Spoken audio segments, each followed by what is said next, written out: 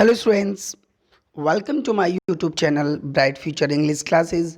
और आज इस वीडियो में हम पढ़ेंगे सीबीएसई 12th क्लास इंग्लिश की बुक विस्टास का chapter on the face of it, जिसे लिखा है सुसैन हिल ने। इस चैप्टर के दो मेन कैरेक्टर्स हैं।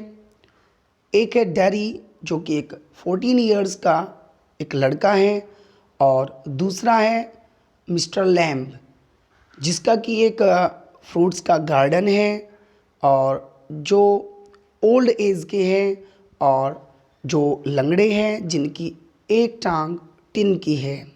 तो आइए शुरू करते हैं। एक दिन डैरी जो है वो गार्डन की दीवार से चढ़कर गार्डन में प्रवेश कर जाता है। डैरी सोचता है कि ये जगह बिल्कुल एकांतवास है, यानी कि यहाँ पर कोई नहीं रहता। उस गार्डन के अंदर एक घर भी होता है, तो डैरी ये सोचता है कि इस घर में भी कोई नहीं रहता। और डैरी वहाँ पर आता क्यों है? क्योंकि डैरी जो है अपने आप को हमेशा अकेला रखना चाहता है। वो किसी के भी सामने जाना नहीं चाहता। क्यों नहीं चाहता? क्योंकि उसका जो फेस है वो एक साइड से एसिड से जला हुआ है।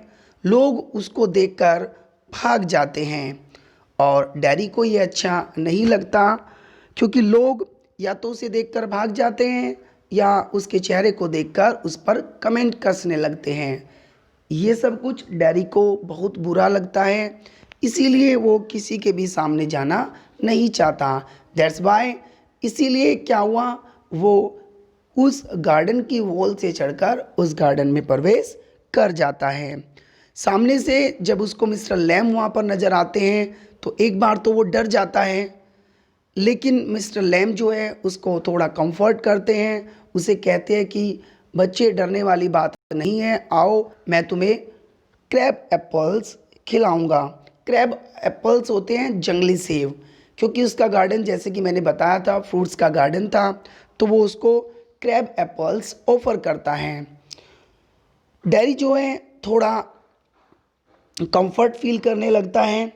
उसके बाद डैरी जो है लैम से कहता है कि वैसे तो जो लोग हैं वो मुझे देखकर भाग जाते हैं, क्योंकि मेरा चेहरा जो है बहुत ही अगली है, यानी कि क्रूप है। क्या तुम मुझसे नहीं डरते हो? इस पर मिस्टर लैम कहते हैं कि नहीं, इसमें डरने वाली क्या बात है। अब कहने को तो लोग मुझे लैम्बी लैम कहते हैं, यानी कि जो आसपास के बच्चे हैं, तुमने भी सुना होगा। मिस्टर लैम डैडी से पूछते हैं कि मुझे लैम्बी लैम यानी कि लंगड़ा लैम कहते हैं, क्योंकि मेरी जो एक टांग है वो टिन की है। लेकिन मुझे इससे कोई फ़र्क नहीं पड़ता। मैं उनसे नहीं डरता, वे मुझसे नहीं डरते। इसीलिए जब तुम मुझसे नहीं डर रहे हो तो मुझे भी तुमसे डरने की कोई आवश्यकता नहीं है। अब दोनों की आपस में कन्वर्सेशन होती है। डैरी लैम को अपनी सारी बातें बताता है, उधर लैम जो है वो डैरी को अपनी सारी बातें बताता है।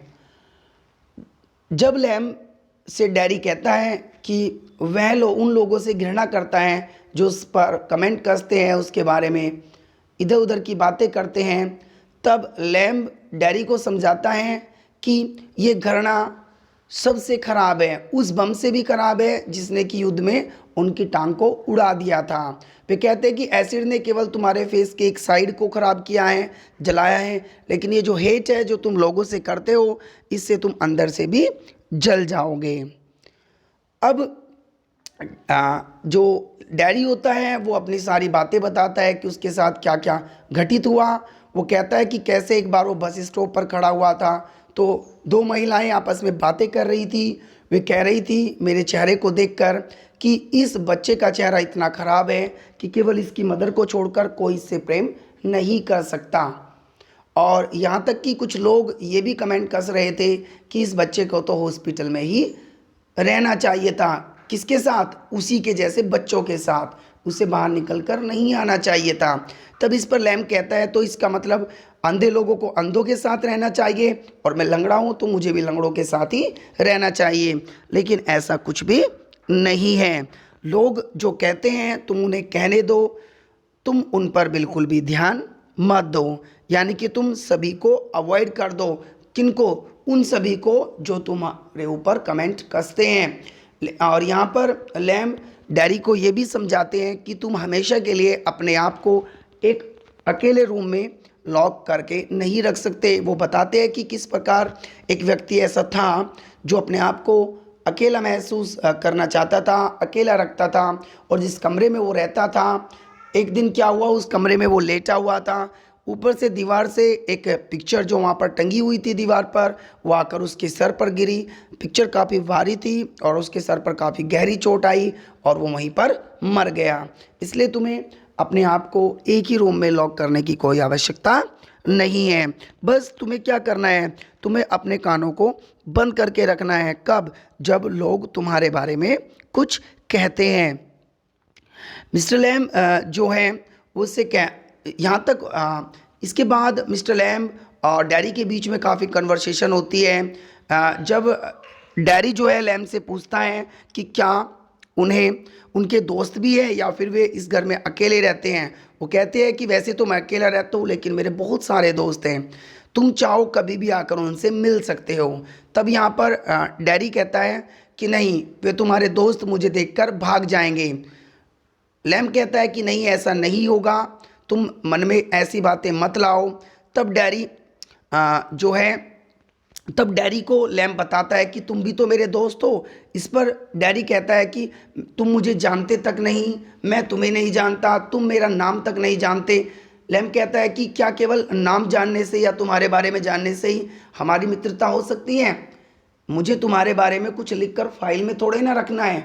तुम यहाँ पर आए, तुम सारी बातें ऐसी कर रही हो मेरे बारे में, या मैं तुमसे पूछ रहा हूँ, जो ये साबित करती है कि हम दोनों दोस्त हैं।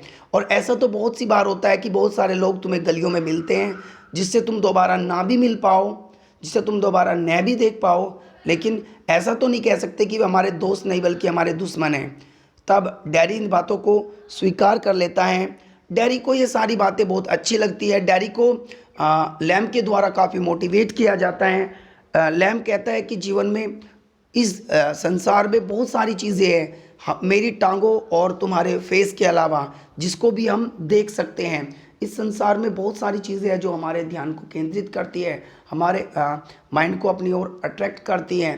केवल लोग इन्हीं चीज़ों के बारे में थोड़े ना सोचते रहेंगे, कुछ दिन सोचेंगे और वो धीरे धीरे इन चीज़ों से दूर चले जाएंगे। डैरी को ये सारी बातें अच्छी लगती है। अब डैरी वहाँ से चलने को कहता है। वो कहता है कि उसका घर यहाँ से 3 मील दूर है, खेतों को पार करके, और उसकी मदर उसका वेट कर रही होगी। और डैरी ये भी कहता है लैम से कि वो यहाँ पर दोबारा ज़रूर आएगा उससे मिलने के लिए। लेकिन लैम कहता है कि कोई भी मुझसे मिलने दोबारा नहीं आता, तुम भी नहीं आओगे। लेकिन कहकर सब जाते हैं, लेकिन डैरी कहता है कि तुम मुझे नहीं जानते, मैं आऊँगा। और ये कहकर डैरी जो है वहाँ से चला जाता है। अब डैरी जो है जब वहाँ से चला जाता है तो उसके बाद जो है वो अपने घर पहुंचता है और अपनी मदर को सारी बातें बताता है। उसकी मदर उसको वार्न कर देती है कि वो वहाँ पर दोबारा न जाए, लेकिन उसके मन में तो कुछ और ही चल रहा था, क्योंकि आज से पहले इतनी अच्छी बातें उसके साथ किसी ने भी नहीं की थी। लैम ने ही डैरी को जीवन के प्रति एक अच्छा एटीट्यूड दिया था, इसलिए वो वहाँ पर गया। और जिस समय वो वहाँ पर गया वो सीढ़ी पर चढ़ा हुआ था, क्रैब एप्पल्स को तोड़ रहा था। कौन? Mister Lamb. और एक स्टिक से तोड़ रहा था। और जैसे ही इस बार दरवाजे से वो उसके अंदर गया था, वॉल से चढ़कर नहीं गया था, क्योंकि पहली कन्वर्सेशन में लैम ने डैरी को बताया था कि उसका दरवाज़ा सभी के लिए हमेशा के लिए खुला है, फिर तुम दीवार से क्यों आए हो? मैं तो किसी को भी यहाँ आने से बिल्कुल भी नहीं रोकता। ये सब सुनकर जो है वो काफ़ी प्रभावित हुआ था डैरी लैम से, और इसलिए वो इस बार मेन गेट से गया था। और जब वो गया तो उसी समय लैम जो है वो सीढ़ी से फिसल गया और नीचे गिर गया, और गिरते ही वो मर गया। इस पर जो डैडी था वो चिल्लाया कि लैम उठो, मैं आया हूँ, और तुम कह रहे थे कोई नहीं आता, लेकिन मैं तो आया हूँ। लेकिन अब ये सब कुछ कहने का कोई फ़ायदा नहीं था, क्योंकि लैम जो है वो मर चुका था। लेकिन लैम ने डैरी के जीवन को पूर्ण रूप से बदल दिया था। जीवन के प्रति उसका दृष्टिकोण जो है वो पॉजिटिव हो गया था, क्योंकि एक बार जो है लैम ने अपनी कन्वर्सेशन में डैरी से ये भी पूछा था कि जैसे मेरे गार्डन में बहुत सारी चीज़ें हैं, फ्रूट्स है और जी फल फ्रूट्स है और फूल है, फ्लावर्स और खरपतवार भी है। लेकिन अगर मैं अलग अलग लोगों से पूछता हूँ कि इसको यहाँ पर क्या नज़र आता है, तो वे सभी लोग अपने अपने नज़रिए से अलग अलग चीज़ों को देखते हैं। इसी प्रकार से हमारा जीवन है, कोई तुम्हारी अच्छाई को देखता है, कोई तुम्हारे फेस को देखता है। इसीलिए हमें ये सभी सोचकर दुखी नहीं होना चाहिए। इन सारी बातों को सोचकर उसके मन में अपने जीवन के प्रति पॉजिटिव भाव उत्पन्न हो गए थे। बस यही थी on the face of it की समरी। आई होप आप लोगों की समझ आई होगी। Thank you for watching video. Thanks a lot.